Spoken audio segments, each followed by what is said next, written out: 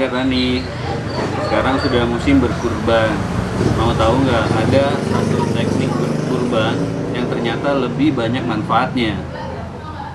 Mau tahu kayak gimana? Kita tanya yuk bersama Pak Budi. Yuk kita simak.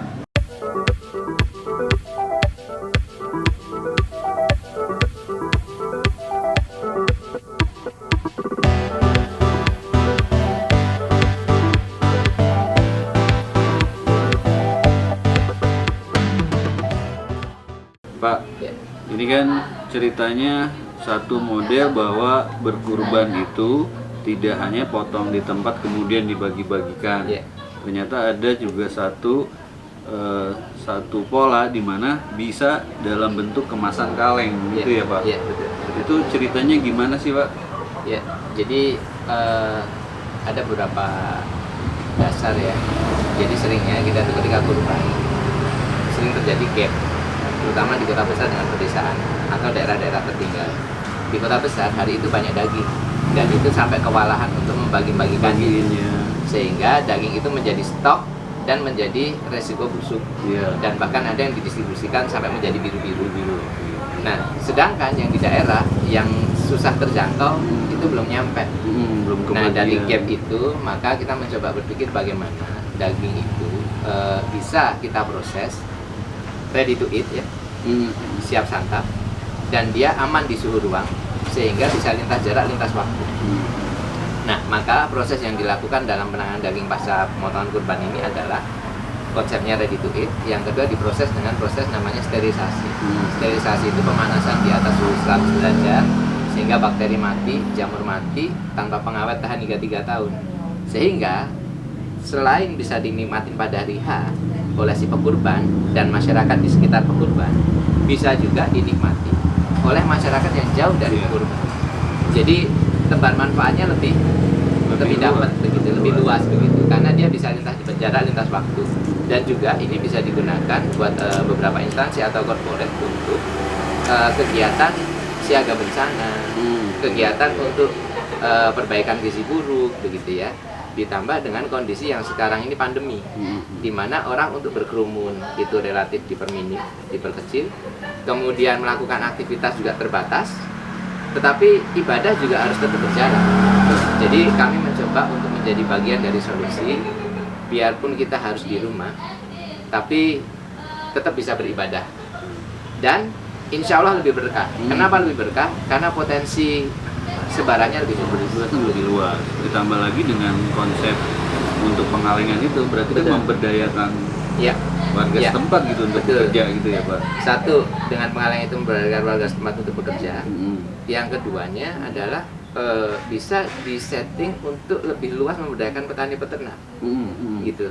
Dan terlepas dari itu tentunya ini bisa untuk menjadi identity ya, artinya branding lah, baik itu buat corporate atau misalnya ada yang personal branding atau community branding, nah itu memungkinkan seperti itu. Terus itu tidak tidak menghilangkan ibadah berkurban itu ya Insya Allah Pak? tidak, karena secara pakemnya satu dilaksanakan di hari kurban dan tasyrik. Ya, pemotongannya itu tetap dilakukan di hari yang itu. kedua, ada bagian atau hak yang memang dibagi pada hari itu. Contoh kepala, kaki, kulit, jeroan, tulang, dan sebagian daging. Sebagian dagingnya itu diproses. Diproses untuk yang ready to eat, siap santap, dan bisa distribusi lebih luas. Jadi tidak semuanya langsung dibagi sekarang, tidak juga semuanya dibagi nanti. Tapi ada sebagian yang sekarang mengamankan sebagian yang lain untuk dibaginya nanti. Jadi lebih pada pemerataan sih Pak. Gitu. Jadi ini banyak pertanyaan yang ini kan timingnya sudah nggak kurban, boleh nggak ketika nggak kurban dibagikan? Nggak ada masalah. Yang penting pemotongannya ketika kurban. Yang kedua, ada juga bagian yang memang dibagi saat kurban, selebihnya adalah di luar kurban. Betul. Ini dari tadi saya ngobrol tapi belum kenalan Pak Budi ini siapa, boleh Baik, kenalan dulu Pak Budi. saya Budi Susilo Setiawan dari Mitra Tani Farm. Mitra Tani Farm. Mitra Tani Farm ini usaha yang bergerak di bidang peternakan, integrated farming system. Integrated farming system, sistem pertanian terpadu berbasis peternakan. Peternakan kita di sini adalah domba, kambing, dan sapi ya. Ruminansia ya, baik itu ruminansia kecil, domba kambing maupun ruminansia besar sapi. Dan kita integratednya satu dengan hulu sampai hilir, dengan pengalengan itu, kemudian dengan edukasi karena kita ada pelatihan juga, kemudian juga dengan kegiatan integrasi yang lainnya, pengolahan komposnya untuk organiknya untuk dijual ke sayuran-sayuran organik dan lain sebagainya. Iya, Tapi integrated itu. utamanya adalah dari hulu ke hilir tadi. Ada apa aja Pak di sini? Saya lihat ke belakang kan agak luas tuh. Iya, Karena iya. ada juga. Iya. Jadi karena di sini alhamdulillah dengan adanya pertanian terpadu ini jadi membentuk sebuah kawasan Gitu. ya. Di kawasan itu satu ada kegiatan wahana wisata alam, baik itu karena kita ada sungai, ada sawah, kemudian ada memanah, berkuda, kemudian ada kegiatan yang dikawinkan dengan potensi desa sini. Potensi desa sini kan di Tegalwaru ini kan desa wisata UKM, maka kami menyiapkan display berupa tanah wakaf dan bangunan dari pihak pewakaf juga. Jadi bangunan untuk mendisplay produk-produk UKM Tegalwaru. Nah sehingga orang ketika kesini itu dia berwisata tentang UKM Tegalwaru, terlepas dari dia berkunjung ke UKM tersebut dia dapat insight dari para UKM tersebut, kemudian dia juga bisa berwisata ke pertanian kita. Mereka dapat edukasi tentang pertanian, tentang peternakan, dan mereka juga dapat berwisata, naik kuda, memanah, berenang di mata air, di sungai, begitu. Banyak ya, ada memanah Ya. juga ada. Dan tentunya ada penginapan juga Pak. Oh ada penginapan Ada juga penginapan di sini. dan penginapan itu ini perumahan Pak. Perumahan tapi perumahan adalah temanya villa. Sehingga bisa dimiliki oleh Bapak, nanti. misalnya bisa dimiliki oleh Bapak, bisa ditinggalin juga. Dan ketika tidak ditinggalin sama Bapak bisa disewakan melalui juga. manajemen kita. Jadi kita menjadi bagian dari manajemen kawasan juga begitu. Sehingga bisa berpotensi passive income buat Bapak. Dan ini alhamdulillah ini berawal dari usaha peternakan tadi. Jadi orang tuanya itu ya dari peternakan tadi itu. Betul. Tadi ya. Luar biasa, ini patut dicontoh teman-teman. Mungkin nanti di Banten itu kan banyak potensial yang mungkin bisa kita garap sebenarnya Pak. Kita bisa berguru dengan Pak Budi di sini, mengambil sampel kecil di sini kita terapkan di Banten. Pelan-pelan nanti juga nih, dari mulai kapan sih Pak mulai itu? Kita kalau merintis peternakan ini dari 2002 Pak. Dari 2002. Ya, kita resmikan itu 2004, kemudian dilegalkan 2009. Tapi terkait dengan kegiatan kawasan ini dimulai dari 2016 pembentukan kawasan ini. Tapi kalau kegiatan rumah dimulai dari kegiatan 2014, sehingga kegiatan peternakan menderivat menghasilkan produk turunan ya, kegiatan kawasan, properti, wisata, kemudian edukasi, begitu. Ya, luar biasa. Dan juga pas begitu masuk ke dari pintu depan, di situ udah ada pelang UMKM. Betul. Itu memang Pak Budi mengkonsep itu ya. Kemudian Bukan dari kita yang mengkonsep, gimana Pak. tuh? Jadi UKM di sini di Tegalwaru itu sudah ada dari dulunya. Dulunya sudah Ya. ada. Dan kira-kira sekitar 12 tahunan yang lalu lah di sini tuh sering ada kunjungan dari dalam maupun luar negeri kepada UKM tersebut. Kami MT Farm ini menjadi salah satu bagian UKM dalam kategori peternakan. Karena di desa sini ada 380 UKM. 380 UKM yang masuk ke dalam 20 kategori. Kategori makanan, minuman, kerajinan, peternakan, jasa. Nah, kita masuk di kategori peternakan. Nah, di kategori peternakan ini banyak kunjungan-kunjungan bisa datang ke sini kepada UKM-UKM yang itu, gitu kan. Nah, karena banyak kunjungan, maka bupati atau pemerintah setempat merasa punya kepentingan untuk menetapkan ini menjadi desa wisata UKM. Desa wisata. Untuk menetapkan menjadi desa wisata UKM itu dilakukan studi kelayakan dulu. Dari pemerintah Kabupaten Bogor mengamanahkan ini kepada tim studi kelayakan dari teman-teman UI. Nah, dilakukanlah studi kelayakan, akhirnya muncul Tegalwaru layak untuk dijadikan desa wisata UKM. Apa aja Pak item-item itu? Ya, dengan catatan satu harus ada akses bisa masuk. Karena kan permasalahan di sini kan aksesnya kecil. Nah, sehingga ketika adanya kawasan ini menjadi bis bisa masuk, wajahnya Tegalwaru di sini. Satu, bis bisa masuk. Yang kedua, setelah bis bisa masuk, parkiran yang cukup luas. Yang ketiga, ada tempat berkumpulnya produk-produk UKM Tegalwaru dalam satu titik. Kemudian yang keempat, adanya resto, tempat orang makan. Yang kelima, adanya aula minimal 200 orang. Kemudian yang keenam, adanya penginapan atau homestay. Nah, inilah yang kita terjemahkan menjadi perumahan. Kemudian yang ketujuh, adanya wahana wisata alam, sawah, kolam renang mata air, kemudian sungai. Nah, untuk membentuk itu semuanya diperlukan lokasi minimal 5 hektar. Ditunjuklah lokasi itu di mana. Dipilihlah ketemunya di MT Farm. Ketemunya di MT Farm, maka MT Farm merasa punya kepentingan ikut andil dalam penataan wilayah ini. Iya, iya. Nah, sehingga ya secara tidak langsung kita lah yang menjadi swasta atau developernya itu. Seperti itu sebenarnya Pak Asbabul Wurudnya. Luar biasa Pak Budi. Pemerintah juga udah support. Ya. Jadi masyarakat mendukung, pemerintah di bagian perizinan dan fase-fase termasuk jembatan. Iya. Kemudian swasta kita berarti Iya, swasta iya. kita yang bagian membentuk ini semuanya. Ya tentunya dari dukungan warga, pembebasan lahan dan macam-macam. Dan dari 7 item itu udah semua Ya, bisa tercover di sini ya, Pak. Ya. Oke. Begitu. Nah, Pak, kalau pasar yang kemasan kaleng itu juga sampai keluar ya, kita juga Iya. ekspor. Jadi ketika kita itu produk sudah, jadi bagaimana produk dari farm, ya dari hulu langsung sampai ke hilir tanpa melalui banyak proses distribusi. Iya. Nah, berarti ini harus kita kan PR di pertanian itu ada dua, Pak. Yang pertama PR-nya adalah bagaimana bisa menghadirkan produk pertanian yang bisa lintas jarak, lintas waktu. Artinya di situ harus masuk sebuah proses teknologi, teknologi pengemasan, teknologi produksi, teknologi pengolahan.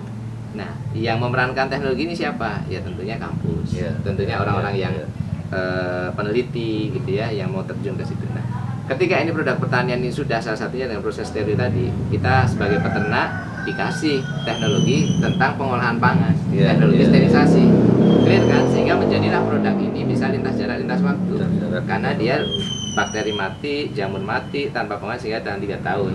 Nah, kemudian yang keduanya adalah adanya teknologi informasi. Jadi ketika teknologi produksi atau pengemasan sudah oke, kemudian Ya, ditambah dengan teknologi informasi, konsekuensinya berarti kita lebih dikenal meluas. Betul. Ketika dikenal meluas, orang ketika tertarik dan produk ini dinilai bagus kan tentunya ada permintaan, ada demand kan. Nah, ketika ada demand maka ya kita harus memantaskan diri, memantaskan secara packaging, memantaskan secara legalitas dan perizinan.